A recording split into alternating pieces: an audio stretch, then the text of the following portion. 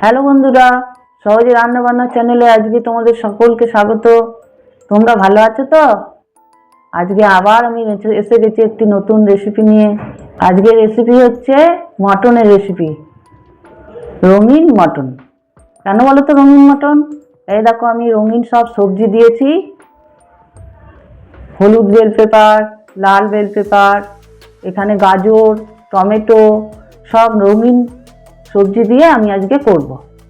এরকম মাংস বা মটন আমি সেদ্ধ করে নিয়েছি নুন হলুদ দিয়ে, স্টকটা রেখে দিয়েছি।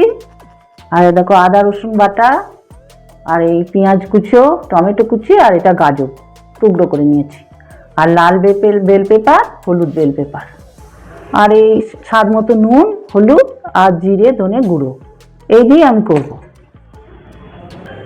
এরকম আমি তেল বসিয়ে দিয়েছি, তেল আমার গরম হচ্ছে। এবার আমি ফোড়নটা দেবো, তেজপাতা, দারচিনি আর এলাচ।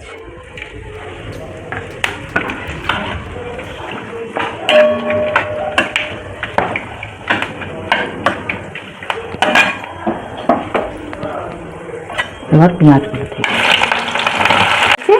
পেঁয়াজগুলো ভাজা হোক, তারপরে আবার টমেটো দেবো।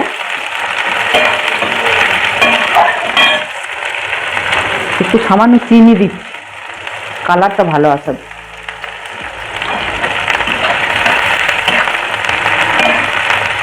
পেঁয়াজ ভাজা হয়ে এসছে, পেঁয়াজ লাল লাল হয়ে এসেছে।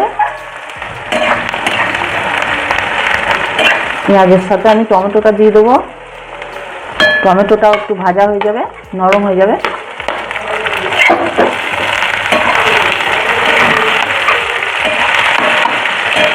আর দিয়ে দেবো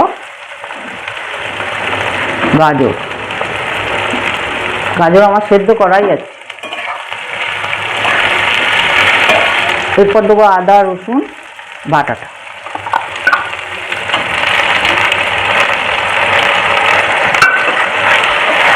এই আদা রসুনের সাথে আমি দুটো কাঁচা লঙ্কা রেখে দিয়েছি, তোমরা যদি বেশি ঝাল খাও দিতে পারো। আমি মশলাটা কষে নিই, তারপরে মাংসটা দেবো। হলুদ গুঁড়ো দিয়ে দিলাম,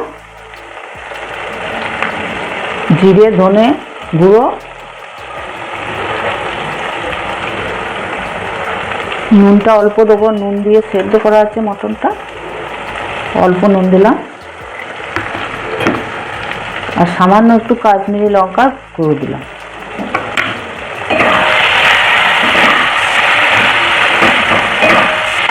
দেখো কষানো হয়ে গেছে, খুব সুন্দর কষে গেছে, আর কত সুন্দর রং হয়েছে দেখছো।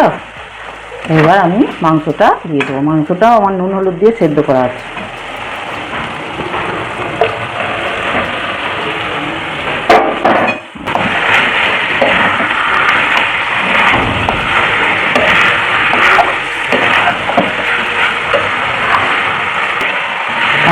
মাংস খুব সুন্দর কষা হয়ে গেছে।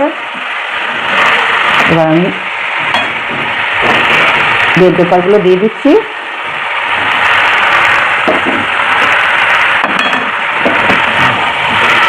কত সুন্দর কালার আসবে, দেখবে কত সুন্দর দেখতে হবে, লাল হলুদ একদম রঙিন হয়ে গেছে। এগুলো একটু অল্পই করবো, একটু কচকচে থাকবে এগুলো, নাহলে খেতে ভালো লাগবে না। আর এখন মটন স্টকটা দিয়ে দিলাম।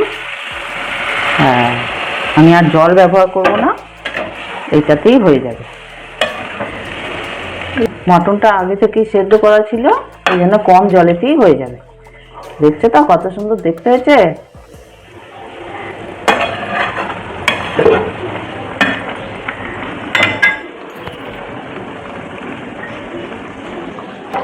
গরম মশলাটা দিয়ে এবার নামিয়ে ফেলবো। দেখো কত সুন্দর মাখা মাখা হয়ে গেছে। দেখো